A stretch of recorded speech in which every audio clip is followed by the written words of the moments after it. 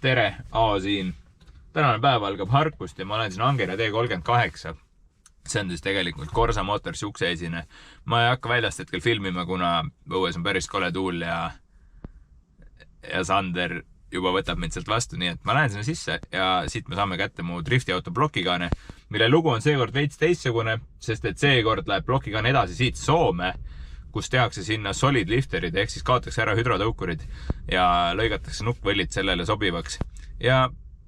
Aga Corsa Motors on teinud siis ettevalmist selleks, nad on selle kaane siis survestanud, ära lihvinud, klapipesad lõiganud, siis juhtpuksid ära vahetanud, et nad on teinud kõik valmis, mis on nagu siis Samuli poolt soovitud ja ma siis annan talle selle ülesande edasi. Aga nüüd ma lähen siia majja sisse.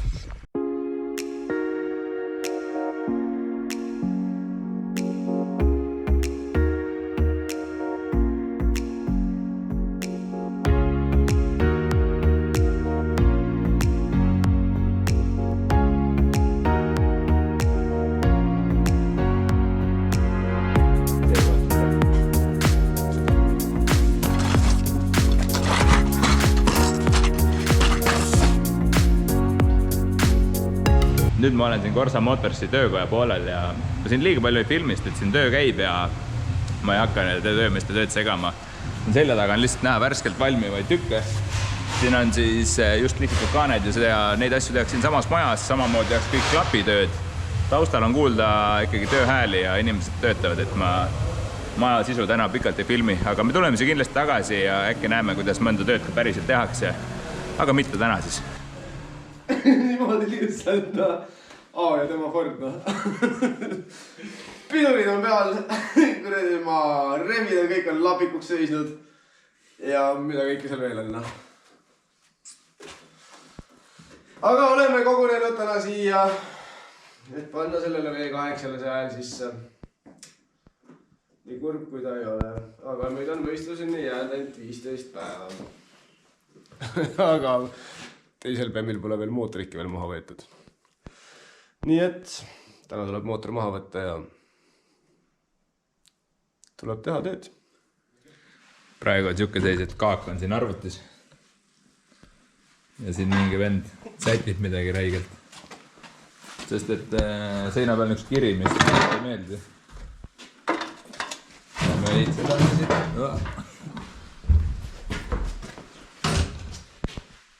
Jep. Arvuti juures ja see puhur.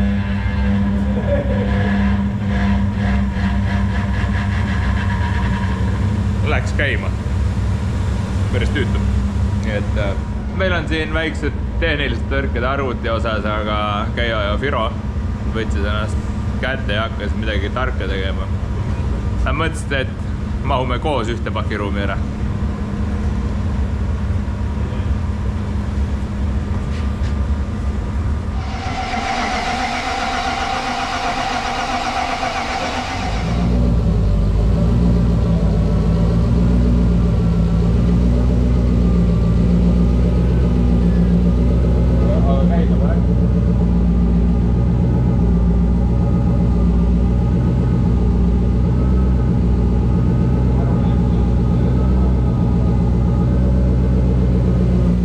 Auto läks käima igal juhul väga hästi, kaak tegi oma töö ära. Väiksed probleemid olid siis Bluetoothi mingi ühendamise asjaga, aga see pole ka oluline ja tõin toast siis sama kaabli, mida ma kasutan Max Ecul ja saime selle aju ja arvuti ühenduse kätte lõpuks ja tegelikult peal seda see auto käivitus suht lihtsalt. Ma olen mootori vahepeal soojaks lasknud, unustasime muidugi veepumba käima panna nagu ikka asjade puhul, mida sa ei ole enne pidanud kasutamast. Minu autol käivitub see automaatselt, siin see käivitub nupust ja midagi juhtunud õnneks, et temp oli alles 110 kraadi. Et me olime lähedal, et asi muutuks halvaks, aga praegu läks kõik väga hästi. Ja mis seal ikka? Pakime selle auto siin garaažis kokku ja vahetame auto ära ja proovime järgmist autot ehitada.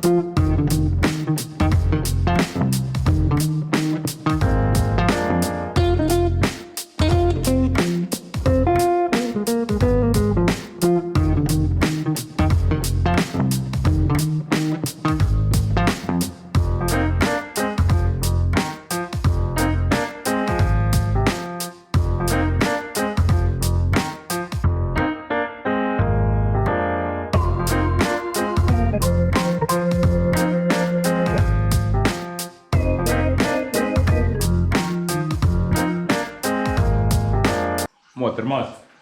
Võtsime karteri ka lahti ja hakkame nüüd vaatama, mis siin sees toimub.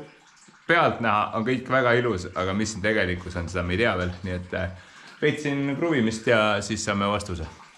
Võtsin Gridel Blade'i välja ja nüüd on tulemus selline, et me oleme tõstnud välja kõik raamid kordamööda. Ma ei tea, kas see siit videos jääb, aga need on väga ilusad. Et kepsud jääb lahti keerata veel, nii et äkki leiame sealt mingi jama. Igal juhul seis on selline, võtsime selle mootori lahti. Ma ei tea, kas siia, kui hästi siia videos jääb, aga saaled näevad välja sellised. Need on uueväärsed, ehk siis see õlirõhu lugu, mis sellel mootoril on tekkinud, on siis kummaline. Ma ei ole õlipumpa lavanud, aga võime eeldada, et see on õlipumpa iga, sest et õlipump ei suuda lihtsalt siis piisavalt hästi rõhku toota. Ja see on väga positiivne osa, et peale hooaega on saaled ikka veel nagu uued, ehk siis ma saales isegi vaheta ära, need ma lihtsalt panen kinni tagasi. Kuna uute saalede panemiseks ma peaks hakkama mõõteid tegema, mille jaoks ma ei näe pointi ja vanad on veel ilusad, nii et mis seal ikka.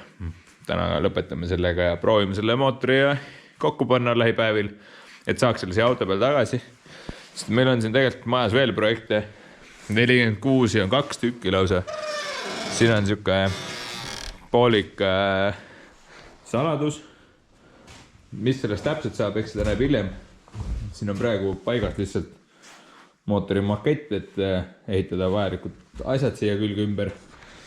Ja järgmises toas on siis selle mootor ise, veel üks makettmootor, mille peale on kolle ehitatud ja seda ma näitan tegelikult järgmine kord, et kuidas see läinud on.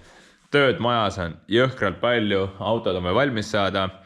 Alguses ma mõtlesin, ma teen selle 36 natuke suurema projekti, aga kuna see mootor on ikkagi nii heas seisus veel, siis ma plokikantisega maha ei võta, vaid panen ta uuesti kokku ja otsin neist vead üles ja jätan ta sellest seadesse nagu ta oli.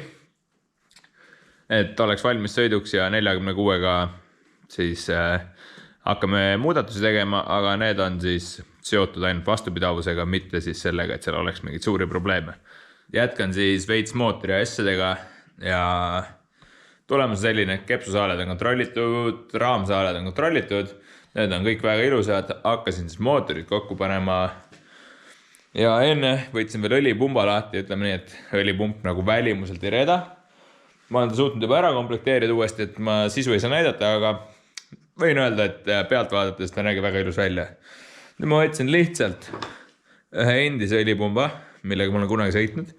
Siin reedab see väike keevitustäpp siis hammasratta kinnitusmutri peal ja ma panen sellega kokku lihtsalt ja peale seda ma saan teada, et kas mu katse läks õigesti või mitte, sest et praegusel eeldused on igal juhul kõik selleks, et õlirõhk peaks olema olemas. Mis seal ikka, tuleb siis mutrit keerata ja see mootorisse tagasi panna. Siis me saame varsti vastuse, et kas mu õlirõhu probleem on tingitud õlipumbast või mitte, või on kuskil veel mingi kolmas kotermann, mida peaks taga otsima hakkama. Väikse modifikatsiooni teeme ka sidurile, aga seda ma näitan hetk hiljem, kui ma siduri enda kätte võtan. Ma proovin mootori ära komplekteerida uuesti, et see oleks valmis siis auto peal tagasi minema. Kuna see õlipump on auto peal käinud ja ta on mul tükk aega kuskil riiulis vedelenud, siis ma keeran selle ikkagi juppideks korra veel. Vaatan, mis ta sees on, sest et see on suht kaua vedelenud kuskil. Et siin võib olla igasugust tolmu, ütleme nii, et relakatest abrassiive ja kõike muid asju, nii et ma peaks selle pumba lahti võtma. Aga ma pean seda lehtvõtma tegema, sest et siin on see keevitustäpp. See ikka kruvin lahti ja vaatan, mis siit tuleb. Vahepeal hakkas mu puhur jälle tööle, nii et ma ei hakanudki filmima. Ma olen veits asju ära teinud. Nüüd on paigas Gridel Blade, tegelikult see oli enne ka, ehk siis see on ploki tugevdusraam ja see on mul siin allpool paigas. Järgmisena panin selle õlipumba, kleki, toru, mis õli sisse võtab ja tegelikult ma arvan, et võibki karteri alla panna. Ja siis jääb veel paar väikest asja kontrollida. Õlifiltri jala taga on mul tehtud kolmik, kust ma näen mehaanilist õlirõhku, ehk siis hydraulilise kella abil ja elektrooniliselt logime seda, et ma kontrollin selle kolmiku ka, et sinna ei oleks mingit jama sisse läinud. Et äkki on see õlirõhu teema üldse seal ja polegi midagi. Nüüd teen selle karteri ääre puhtaks veel, panen siia karteri ära ja siis on tegelikult mootori alumine ots koos. Siis keeran ta teistpidi ja hakkan ülemisi asju vaatama veel. Puhur, meie suurim vaenlane on jälle vait jäänud. Vahepeal olen saanud külge siia karteri ja tegelikult võib nüüd selle kaltsu siit ära võtta. See kaltsu mõte oli väga lihtne.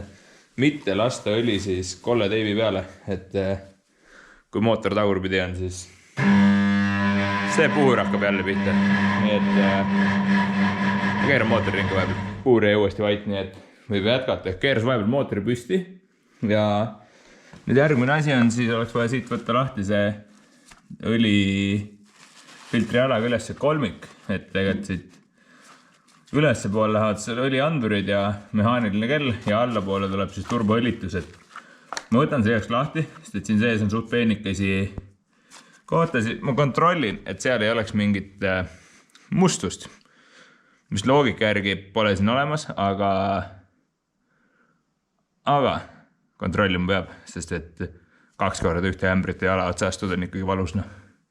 Koristasin oma miniatuurse laua ära, mis mul siia mootori kõrvale valmis pandud oli. Ehk siis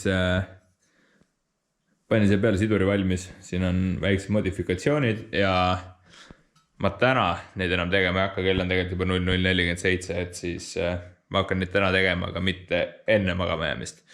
Ehk siis vaatame järgmise osas, alustame siduriga, kuidas see siduri kokku saame ja paneks sellele autole mootori peale ja proovime siis selle käima ja sõitma uuesti saada. Head nägemist!